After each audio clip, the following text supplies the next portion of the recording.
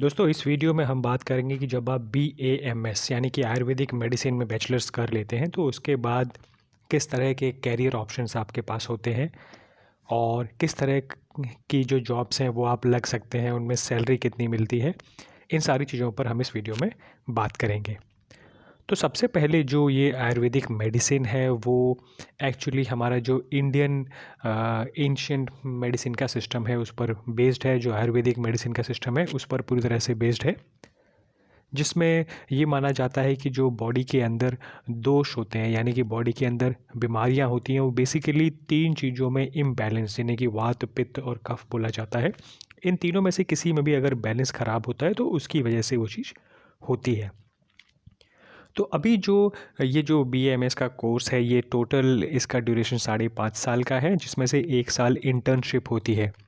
तो ये इंटर्नशिप या तो जो कॉलेज है उसी में होगी या फिर कोई हॉस्पिटल है उसमें होती है। तो 4.5 साल का आपका एकेडमिक सेशन हो गया और 1 साल की इंटर्नशिप है। और इसकी जो रिक्वायरमेंट है वो है कि आपके 10+2 में 50% मार्क्स होने चाहिए। और उसके बाद अगर आपको गवर्नमेंट कॉलेज चाहिए तो आपको नीट भी क्वालिफाई करना होगा। इसके बाद दोस्तों जो ये इसमें कैरियर एंड जॉब्स हैं, मतलब किस तरह के जॉब आपके लगते हैं, तो आप एक आयुर्वेदिक डॉक्टर बन सकते हैं या कंसल्टेंट बन सकते हैं या फिर किसी कोई कंपनी ज्वाइन करके वहाँ पर आप प्रोडक्ट मैनेजर बन सकते हैं या फिर लेक्चरर बन सकते हैं किसी कॉलेज में, या फिर पब्लिक हेल्थ स्पेशलिस्ट, फार्मासिस्ट, या अपनी खुद की स्टार्ट कर सकते हैं प्राइवेट स्टार्ट कर सकते हैं क्लिनिक, या मेडिकल असिस्टेंट, या फिर आप रिसर्च में भी जा सकते हैं। तो आपके पास कैरियर ऑप्शंस तो हैं, काफ़ी कैरियर ऑप्शंस हैं। अगर आप उस चीज़ में इंटरेस्टेड हैं तो आप उसमें उस फील्ड में आगे बढ़ सकते हैं।